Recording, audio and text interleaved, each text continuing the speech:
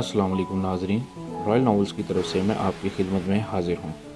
मज़ीद अच्छी वीडियोस देखने के लिए हमारे चैनल रॉयल नॉवेल्स को लाइक करें, सब्सक्राइब करें और शेयर करें। तो नाज़रीन, जिस किसी के साथ भी कोई वाक़या पेश आया हो वो नीचे दिए गए डिस्क्रिप्शन में हमारा ईमेल है, वहाँ अपना वॉइस नोट के ज़रिए अपना वाक़या हमारे साथ शेयर करें। हम अगली वीडियो में उसका वाक़या नशर करेंगे। शुक्रिया। तो चलिए शुरू करते हैं।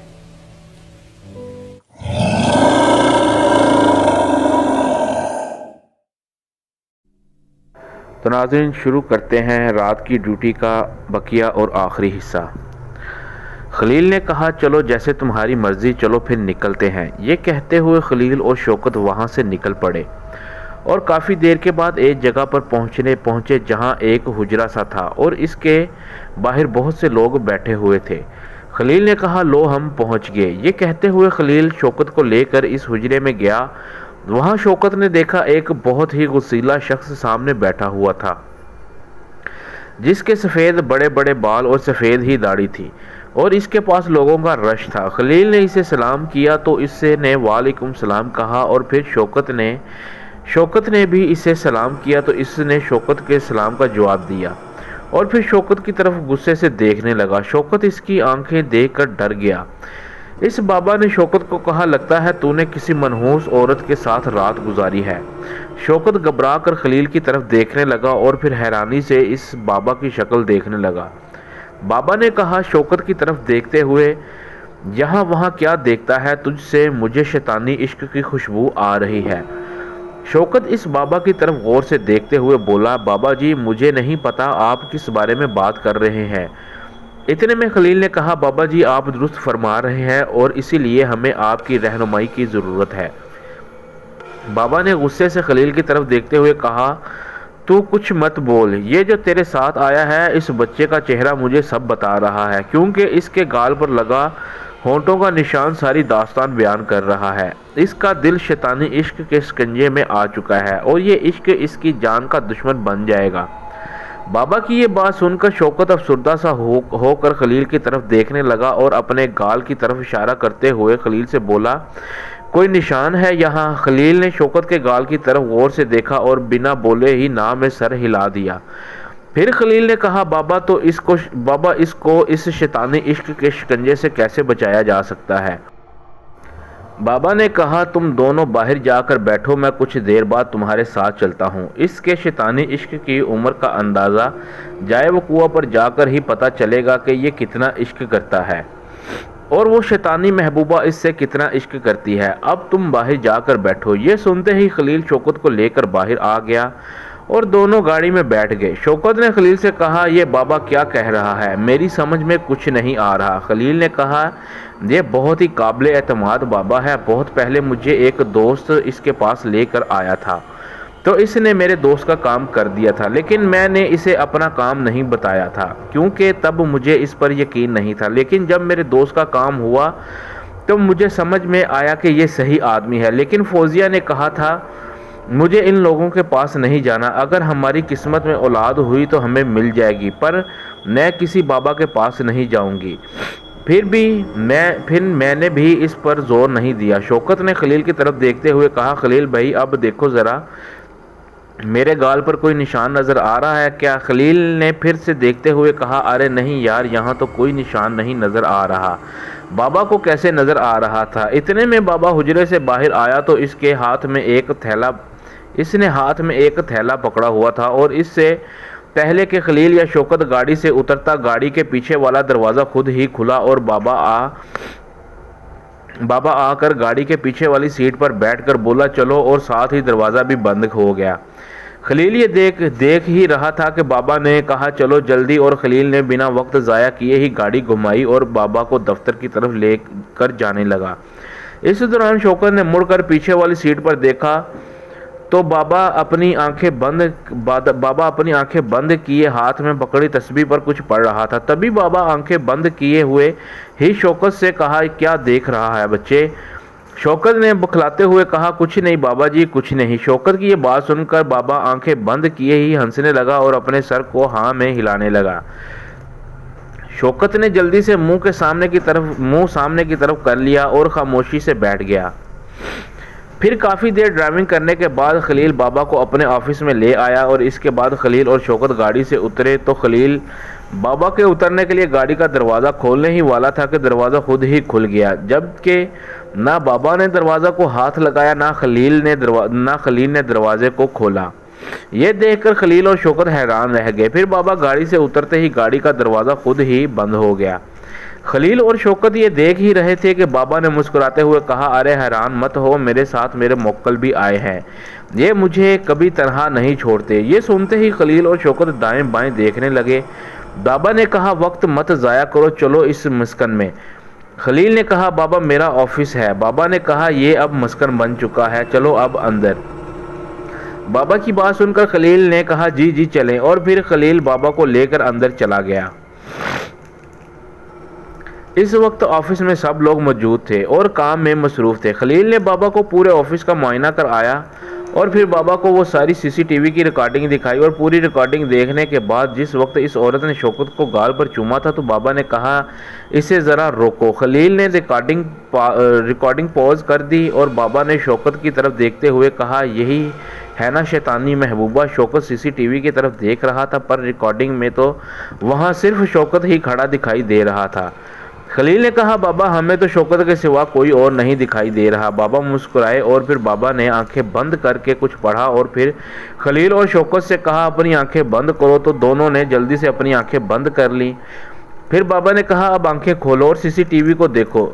جب دونوں نے آنکھیں کھول کر CCTV میں دیکھا تو دونوں حیران ہو گئے، کیونکہ اب ان دونوں کو شوکت کے ساتھ وہ بھیانک سی عورت بھی دکھائی دے رہی تھی جو کہ شوکت کو گال پر چوم رہی تھی۔ اس کے بعد بابا نے کہا، اب ریکارڈنگ کو تھوڑا پیچھے کرو اور دیکھو کہ تمہارے دفتر میں توڑ پھوڑ کون کر رہا ہے۔ جب خلیل نے ریکارڈنگ پیچھے کر کے کمپیوٹر والے روم کو دیکھا تو 4 خوفناک شکل والے بچے تھے جو کہ سامان کو تہس نہس کر رہے تھے اور کمپیوٹر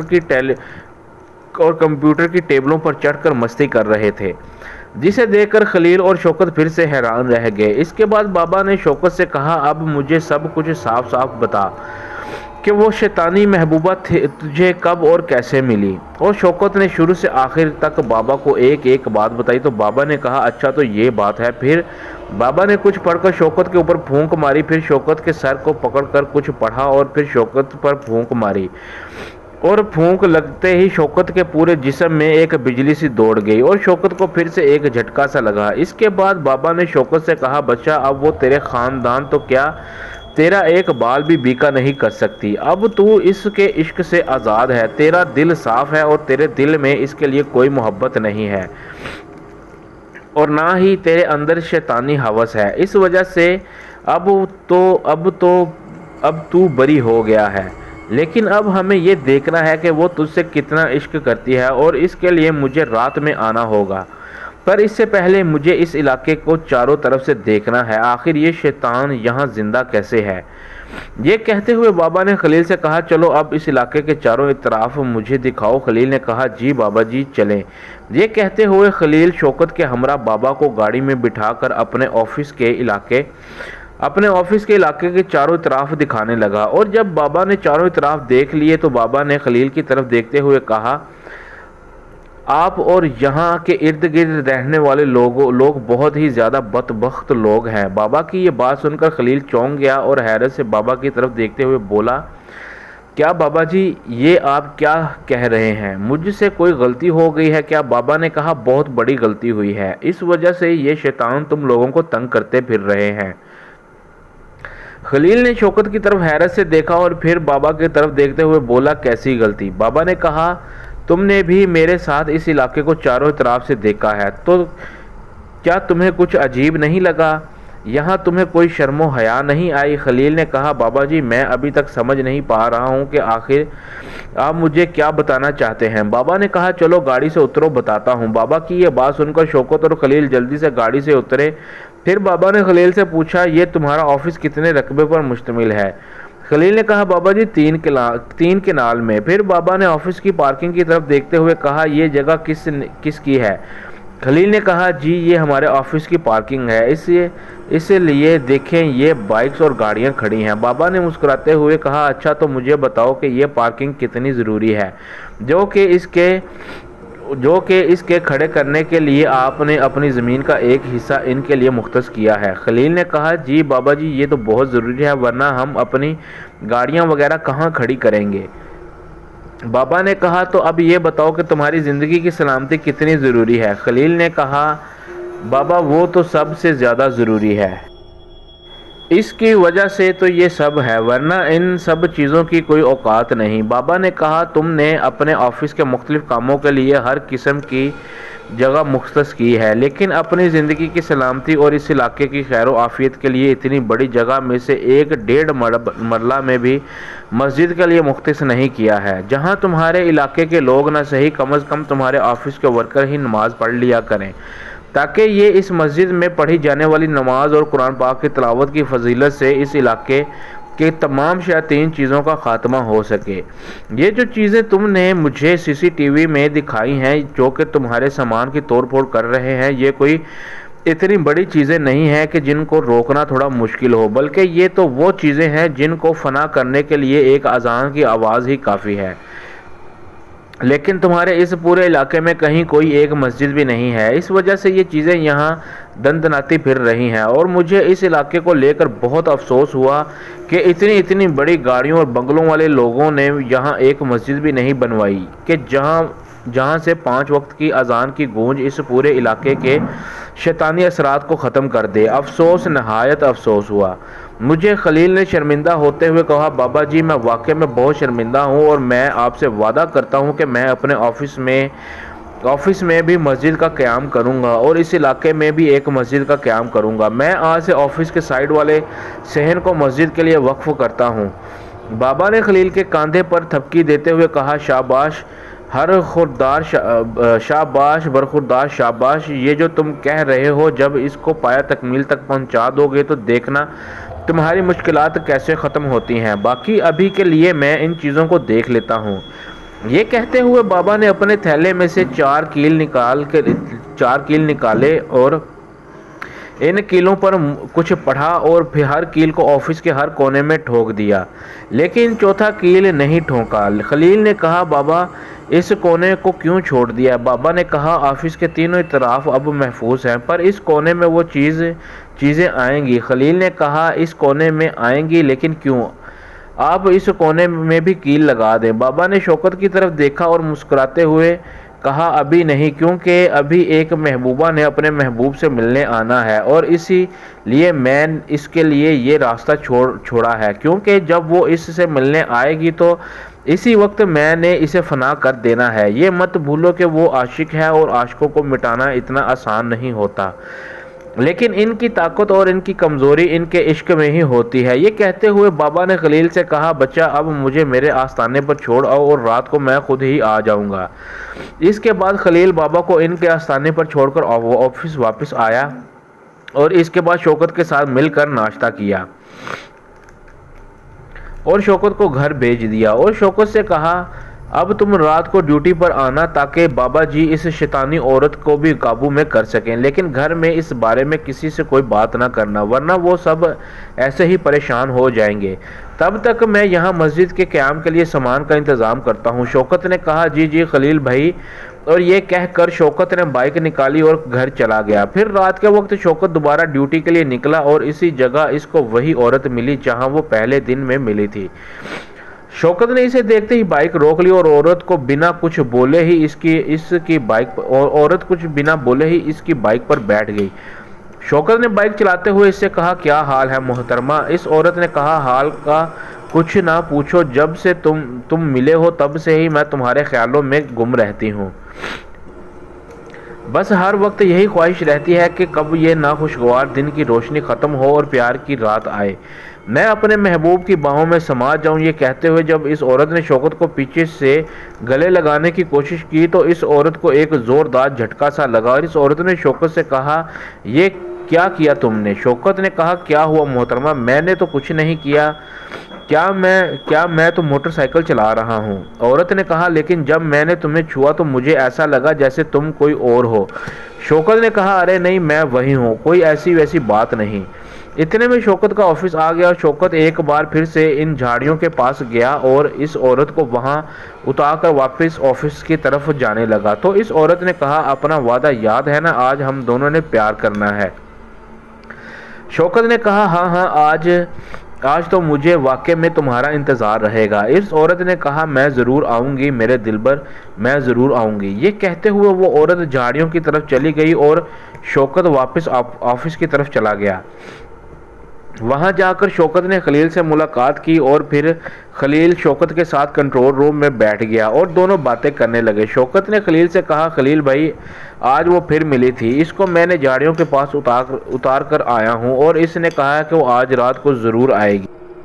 خلیل نے کہا ہاں بھائی، اس کا محبوب جو یہاں رہتا ہے، محبوبہ تو آئے گی نا۔ شوکت مسکراتے ہوئے خلیل کی طرف دیکھ کر بولا ارے خلیل بھائی اب آپ بھی مجھے ایسا کیوں سمجھ رہے ہیں؟ خلیل نے کہا ارے نہیں میں تو مذاق کر رہا ہوں۔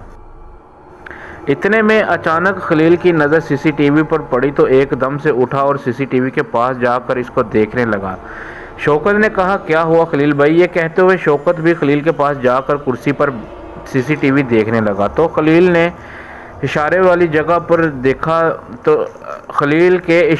جگہ پر دیکھا تو ایک لڑکی کمپیوٹر پر کام کر رہی تھی کہ اس کے بالوں والی چوٹی اس کے سر کے اوپر کسی ڈنڈے کی طرح کھڑی ہوئی تھی، جیسے کسی نے چوٹی کے اندر کوئی ڈنڈا یا سریا ڈال کر کھڑا کیا ہو۔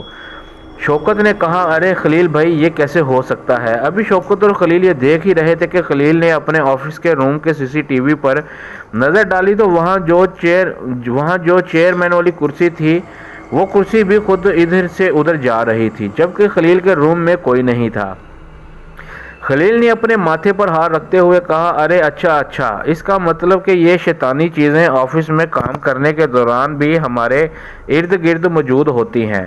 تبھی تو میں کہوں کہ میرے آفس میں بیٹھے ہوئے بھی میرے ساتھ کچھ اس طرح کے واقعات ہوتے ہیں، جیسے پانی کے گلاس کا خود ہی گر جانا، الماری سے چیزوں کا گرنا، میری ضروری ڈاکومنٹس پر پین سے الٹی سیدھی لکیروں کا ہونا۔ اس کا مطلب کہ وہ سب یہ شیطانی چیزیں کرتی ہیں اور میں سٹاف پر برم ہوتا تھا۔ یہ کہتے ہوئے خلیل نے دوبارہ سے سی سی ٹی وی میں دیکھا تو وہ لڑکی جس کی چوٹی کھڑی ہوئی تھی تو اس کی چوٹی ایک دم سے نیچے گری اور وہ لڑکی چونک کر ادھر ادھر دیکھنے لگی اور پھر اپنی کرسی سے اٹھ کر ساتھ والے کمپیوٹر پر بیٹھے لڑکے سے کچھ بولنے لگی۔ خلیل نے کہا ارے یہ تو شفیق سے لڑنے لگی، مجھے ان کو جا کر روکنا ہوگا۔ یہ کہتے ہوئے خلیل جلدی سے سٹاف روم میں گیا تو واقعے میں وہ لڑکی اس کمپیوٹر پر بیٹھے ہوئے لڑکے کو برا بھلا بول رہی تھی اور خلیل کے وہاں پہنچتے ہی وہ لڑکی خاموش ہو گئی۔ خلیل نے اس لڑکی سے کہا جی کیا بات ہے نمرا، آپ شفیق پر غصہ کیوں ہو رہی ہیں؟ نمرا نے کہا سر میں بیٹھ کر کام کر رہی تھی تو شفیق نے پیچھے سے میری چوٹی کو چھیڑا ہے۔ شفیق نے کہا نہیں سر میں تو اپنا کام کر رہا تھا، یہ آ کر مجھے برا بھلا بولنے لگی، مجھے تو پتہ بھی نہیں ہے کہ اس کے ساتھ یہ حرکت کس نے کی ہے۔ خلیل نے نمرا کی طرف دیکھتے ہوئے کہا دیکھو نمرا، کیا تم نے اسے ایسا کرتے ہوئے دیکھا ہے؟ نمرا نے کہا سر دیکھا تو نہیں ہے لیکن میرے پاس یہی بیٹھا ہوا ہے اور یہ آج کی بات نہیں ہے، پہلے بھی ایک دو بار ہو چکا ہے۔ اور ابھی کچھ دن پہلے میں پروجیکٹ بنا کر صرف پانی پینے گئی تھی کہ واپس آ کر دیکھا تو میرا پروجیکٹ ہی کمپیوٹر سے ڈیلیٹ ہو گیا تھا۔ تب بھی یہی پاس بیٹھا ہوا تھا، لیکن میں نے اس سے کچھ نہیں کہا اور نہ ہی میں نے کسی سے اس بارے میں بات کی کیونکہ یہ یہاں مجھ سے پہلے کام کرنے والا ہے، اس وجہ سے میں نے اس کی شکایت نہیں کی۔ یہ لوگ یہ نہ سمجھیں کہ اس لڑکی نے آتے ہی شکایتیں لگانا شروع کر دی ہیں، پر آج پھر سے اس نے مجھے تنگ کیا تو اس وجہ سے میں نے سوچا کہ آج اس کو میں پوچھ لیتی ہوں کہ آخر اس کو مجھ سے مسئلہ کیا ہے۔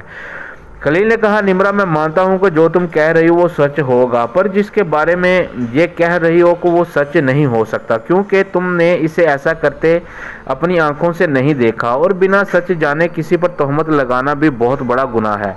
نمرا نے کہا پر میں جانتی ہوں یہ اس کا ہی کام ہے، باقی سب تو دور دور بیٹھے ہوئے ہیں۔ خلیل نے کہا اچھا تو چلو پھر اس بات کا فیصلہ ابھی ہو جاتا ہے، تم ذرا میرے ساتھ چلو اور باقی لوگ اپنا کام کریں۔ اس کے بعد خلیل شوکت کو ہمراہ نمرہ کو کنٹرول روم میں لے گیا اور نمرہ سے کہنے لگا نمرہ یہاں پر سب کیمروں کا کنٹرول ہے اور اگر شفیق نے تمہارے ساتھ کچھ ایسا ویسا کیا ہے تو اس میں ضرور ہوگا۔ نمرہ نے کہا جی سر اس کی ریکارڈنگ نکالیں۔ خلیل نے کہا پر اس سے پہلے تمہیں ایک بات کا وعدہ کرنا پڑے گا کہ ریکارڈنگ دیکھنے کے بعد تم کسی سے اس بارے میں بات نہیں کرو گی اور نہ ہی ریکارڈنگ میں جو دیکھو گی وہ کسی کو بتاؤ گی، اور اگر شفیق قصوروار ہوا تو میں اسے خود سزا دوں گا، لیکن تم ہرگز اس بارے میں کسی سے بات نہیں کرو گی۔ نمرہ نے کہا جی سر ٹھیک ہے، میں وعدہ کرتی ہوں۔ پھر خلیل نے نمرہ کو ریکارڈنگ دکھائی تو نمرہ کے ہوش اڑ گئے۔ وہ ڈر کے اپنے دونوں ہاتھوں کو منہ پر رکھ کر آنکھیں پھاڑے CCTV کو دیکھتی رہیں۔ پھر خلیل نے اسے اپنے روم کی ریکارڈنگ دکھائی جہاں کرسی خود بخود ادھر سے ادھر جا رہی تھی۔ یہ دیکھتے ہوئے نمرہ اپنا ایک ہاتھ اپنے سر پر رکھا اور حیرت سے ادھر ادھر دیکھنے لگی، اور پھر خلیل کی طرف دیکھتے ہوئے بولی سر یہ سب کیا ہے، کون کر رہا ہے؟ خلیل نے کہا اس کا حل جلدی ہی ہو جائے گا، پر تم اس بارے میں باقی لوگوں کو مت بتانا ورنہ سب لوگ ڈر جائیں گے اور کام چھوڑ کر بھاگ جائیں گے۔ نمرہ نے کہا ٹھیک ہے سر، میں کسی سے کچھ نہیں بولوں گی، پر مجھے کچھ دنوں کی چھٹی چاہیے، میری طبیعت خراب ہو رہی ہے۔ خلیل نے کہا اچھا ٹھیک ہے جاؤ۔ اتنے میں گارڈ نے کنٹرول روم کے دروازے پر دستک دی۔ شوکت نے دروازہ کھولا تو گارڈ نے کہا خلیل صاحب کوئی بابا جی ملنے آئے ہیں۔ یہ سنتے ہی شوکت نے خلیل کو بابا کے بارے میں بتایا تو خلیل فوراً باہر گیا تو اس نے دیکھا کہ باہر وہی بابا تھے جن کو خلیل آستانے پر چھوڑ کر آیا تھا، اور سلام دعا کے بعد بابا خلیل کے ساتھ اس آفس میں چلا گیا۔ پھر بابا کو خلیل نے نمرہ کا قصہ سنایا تو بابا نے کہا میں جانتا ہوں وہ چیزیں آج بھی تمہارے دفتر میں موجود ہیں، وہ اس لیے کہ میں نے ابھی چوتھا کیل نہیں لگایا۔ خلیل نے کہا پر بابا مجھے یہ سمجھ نہیں آ رہا کہ وہ چیزیں اتنے لوگوں کے آفس میں موجود ہوتے ہوئے بھی ان کے درمیان کیسے آ سکتی ہیں۔ بابا نے کہا وہ اس لیے کہ تمہارے آفس کے آس پاس اندھیرا اور خالی جگہ ہے اور یہاں اذان کی آواز نہ پہنچنے پر شیطانی قوتیں اس اندھیرے والی جگہ کو اپنا مسکن بنا لیتی ہیں، اور تمہارے آفس میں کام کرنے والے لوگ مختلف اقسام کی خوشبو وغیرہ لگا کر آ جاتے ہیں، اس وجہ سے وہ چیزیں خوشبو کا پیچھا کرتے ہوئے یہاں آ جاتی ہیں اور جس نے خوشبو لگائی ہوتی ہے اس کے آس پاس منڈلاتی رہتی ہیں۔ اس لیے ان چیزوں کو اس علاقے سے دور رکھنے کے لیے اذان کی آواز اور قرآنی آیات کی تلاوت ضروری ہے تاکہ وہ چیزیں آپ لوگوں کے درمیان نہ آئیں، کیونکہ یہ دنیا ہر مخلوق کے لیے ہے، اس لیے یہ دنیا جتنی تمہاری ہے اتنی ہی ان کی بھی ہے، اور وہ چیزیں انسانوں کو نقصان تب پہنچاتی ہیں جب دونوں ایک ہی جگہ پر رہنے کی کوشش کرتے ہیں۔ اس لیے جہاں جہاں اذان کی آواز پہنچتی ہے وہاں سے یہ چیزیں کنارہ کشی کر جاتی ہیں، کیونکہ ان کو پتہ ہوتا ہے کہ اذان کی وجہ سے ان کا سامنا انسانوں سے ہو سکتا ہے اور اللہ نے انسانوں کو اشرف المخلوقات بنایا ہے، تو یہ چیزیں اس وجہ سے انسانوں سے ڈر جاتی ہیں، کیونکہ نماز پڑھنے اور قرآن مجید کی تلاوت کرنے والا انسان ان شیطانی چیزوں پر آسانی سے غالب آ جاتا ہے۔ اس لیے جہاں تک ہو سکے کلام الہی کا ذکر کرتے رہا کرو۔ خلیل نے کہا جی بابا میں سمجھ گیا ہوں۔ اس کے بعد خلیل نے زین کو بلوایا اور اس سے کہا کہ سب کو بولو آفس بند ہونے والا ہے اور سب لوگ باقی کا کام کل کر سکتے ہیں۔ زین نے کہا ٹھیک ہے اور وہ چلا گیا، اور تھوڑی دیر کے بعد پورا آفس خالی ہو گیا تھا۔ تبھی بابا نے شوکت سے کہا تم دفتر کے اس کونے میں جا کر بیٹھو جہاں میں نے کیل نہیں لگایا، وہاں کرسیاں رکھو اور بیٹھ کر اس کا انتظار کرو، لیکن اس کو یہ مت بتانا کہ تم یہاں اکیلے نہیں ہو، کیونکہ مجھے لگتا ہے کہ وہ قریب ہی ہے اور ہو سکتا ہے کہ وہ شوکت کو اکیلے میں دیکھتے ہوئے اس کے پاس آ جائے۔ شوکت نے کہا ٹھیک ہے بابا میں جانتا ہوں۔ یہ کہہ کر شوکت ایک کونے کی طرف کرسیاں رکھ کر بیٹھ گیا اور بابا خلیل کے ساتھ کنٹرول روم میں جا کر CCTV دیکھنے لگے۔ پھر کافی دیر تک وہ عورت نہیں آئی۔ خلیل اور بابا صوفے پر بیٹھ گئے۔ خلیل نے کہا بابا کہیں اس عورت کو شک تو نہیں ہو گیا؟ بابا نے کہا وہ انسان کی طرح نہیں سوچ سکتی، اس لیے وہ عشق میں اندھی ہو گئی ہے اور اس کا عشق اسے شوکت سے دور نہیں رکھ سکتا، وہ ضرور آئے گی۔ ابھی بابا یہ بات کر ہی رہا تھا کہ بابا کی نظر CCTV پر پڑی تو شوکت اچانک سے کسی سے باتیں کر رہا تھا۔ بابا نے کہا لو وہ آ گئی۔ خلیل بھی CCTV میں دیکھنے لگا، لیکن خلیل کو صرف شوکت ہی نظر آ رہا تھا۔ اتنے میں بابا نے کہا جاؤ پکڑو اسے اور اسے جانے مت دینا۔ بابا کی یہ بات سن کر خلیل نے کہا میں اسے کیسے پکڑوں، مجھے تو دکھائی ہی نہیں دے رہی۔ بابا نے خلیل کی طرف دیکھتے ہوئے کہا میں تمہیں نہیں کسی اور کو کہہ رہا تھا کہ جاؤ پکڑو اسے۔ خلیل نے کہا کس کو کہہ رہے تھے؟ بابا نے کہا جس کو بولا تھا وہ اسے پکڑنے جا چکا ہے۔ اور کچھ ہی دیر میں بابا نے سی سی ٹی وی کی طرف دیکھتے ہوئے کہا واہ زبردست۔ اور جب خلیل نے سی سی ٹی وی میں دیکھا تو شوکت کرسی سے اٹھ کر کھڑا ہوا تھا۔ پھر بابا نے خلیل سے کہا وہ پکڑی گئی اور اب میں اس شیطانی عشق کو جہنم واصل کرنے جا رہا ہوں۔ یہ کہتے ہوئے بابا کنٹرول روم سے نکل گیا اور اس کے پیچھے خلیل بھی باہر چلا گیا۔ جب بابا نے وہاں جا کر دیکھا تو بابا کے موکل نے اس عورت کو بالوں سے پکڑا ہوا تھا اور وہ عجیب و غریب آوازوں میں چیخیں مار رہی تھی، اور اس وقت وہ عورت سب کو صاف دکھائی دے رہی تھی۔ اس کی شکل بہت زیادہ بھیانک تھی۔ بابا نے اس عورت سے کہا خاموش ہو جاؤ ورنہ تجھے کچھ کہنے کا موقع نہیں دوں گا، اور وہ عورت فوراً چپ ہو گئی۔ اس وقت شوکت نے بابا کی طرف دیکھا تو بابا کی آنکھیں بھی آگ کی طرح چمک رہی تھیں۔ پھر بابا نے اس عورت سے کہا بتا اے منحوس شیطانی عاشق تیرے عشق کا اصل مقصد کیا تھا؟ اس عورت نے کہا میں تجھے نہیں بتاؤں گی، اپنے موکل سے کہہ چھوڑ دے مجھے، میں چلی جاؤں گی۔ بابا نے کہا بتا جلدی تیرے عشق کے پیچھے تیرا مقصد کیا تھا، ورنہ میرا موکل تیرے سر کو تن سے جدا کر دے گا۔ اس عورت نے کہا نہیں میں جانتی ہوں، نہیں میں بتاتی ہوں، میرا مقصد شوکت سے ناجائز تعلقات رکھنا تھا اور اس سے جو اولاد پیدا ہوتی اسے کھانا تھا، کیونکہ اسی وجہ سے میں جوان اور خوبصورت رہتی ہوں اور اپنی بھوک کو مٹاتی ہوں۔ یہ سنتے ہی شوکت نے اپنے دونوں ہاتھ اپنے سر پر رکھے اور حیرانی سے کبھی اس عورت کی طرف اور کبھی خلیل کی طرف دیکھنے لگا۔ بابا نے کہا تو پھر اس کے بعد تو کیا کرتی؟ اس عورت نے کہا جس دن میرا جی اپنے عشق سے بھر جاتا اس دن میں شوکت کو مار دیتی اور اپنے نئے محبوب کی تلاش میں جاتی، لیکن اب شوکت میرے عشق کے بارے میں جان چکا ہے، اس لیے میں اس سے دور چلی جاؤں گی، اب اپنے موکل سے بول چھوڑ دے مجھے۔ بابا نے کہا یہ بات تو سچ ہے، اب تو اس سے ہمیشہ کے لیے دور جانے والی ہے۔ یہ کہتے ہوئے بابا نے اپنی جیب سے وہی چوتھا کیل نکالا تو اسے دیکھتے ہی وہ عورت دوبارہ سے چیخیں مارنا شروع ہو گئی اور کہنے لگی نہیں مجھے چھوڑ دو، میں دوبارہ یہاں نہیں آؤں گی، چھوڑ دو مجھے۔ بابا نے اس کی ایک نہیں سنی اور وہ کیل اس کے سر میں ٹھونک دیا، جس کے ٹھکتے ہی موکل نے اس کے بال چھوڑ دیے اور وہ زمین پر گڑ گڑا کر مچھلی کی طرح تڑپنے لگی اور دل خراش چیخیں مارنے لگی اور دیکھتے ہی دیکھتے جل کر خاکستر ہو گئی اور خاک اڑ جانے کے بعد وہ صرف کیل ہی رہ گیا تھا، جسے بابا نے اٹھا کر اسے چوتھے کونے میں ٹھوک دیا اور اس کے ٹھوکتے ہی چاروں طرف سے عجیب سی آوازیں آئیں اور ایک دم سے رک گئیں۔ بابا نے کہا اب یہ جگہ مکمل طور پر ہر عصیب و شیطانی چیزوں سے پاک ہے، مگر اس علاقے میں جلد سے جلد مسجد ضرور بنوا دینا تاکہ پھر کبھی کوئی منحوس شیطانی چیز اس علاقے کا رخ نہ کرے۔ خلیل نے کہا جی ضرور۔ اس کے بعد خلیل نے بابا جی کو کچھ پیسے دیے جو کہ ان کے منع کرنے کے باوجود خلیل نے کہا ان کی جیب میں ڈال دیے اور بابا جی وہاں سے چلے گئے۔ پھر اگلے دن آفس میں مسجد بھی بن گئی جہاں آفس کے لوگ نماز پڑھنے لگے اور کچھ دنوں میں آفس سے کچھ ہی دوری پر ایک اور بھی مسجد تعمیر ہو گئی جو کہ خلیل اور وہاں کے رہنے والے لوگوں نے بنوائی تھی۔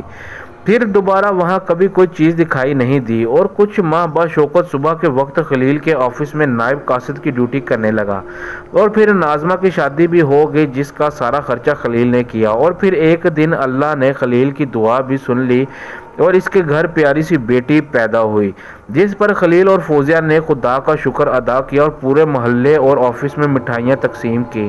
سب کچھ ٹھیک ہو گیا لیکن شوکت کو موبائل ٹھیک سے چلانا نہیں آیا اور ایک دن شوکت ہاتھ میں موبائل پکڑ کر بھاگا خلیل کے پاس گیا اور بولا خلیل بھائی اس عورت کا کچھ کریں، اس دن رات کو بھی اس نے میری آپ سے بات نہیں کرائی تھی، اب یہ وہی عورت کہہ رہی ہے۔ کہتے ہوئے شوکت نے فون خلیل کو پکڑا دیا۔ پھر خلیل نے فون کان پر لگایا تو اس میں کال اٹینڈ نہ ہونے پر میسج آ رہا تھا آپ کا مطلوبہ نمبر سے جواب موصول نہیں ہو رہا، برائے مہربانی تھوڑی دیر بعد کوشش کریں۔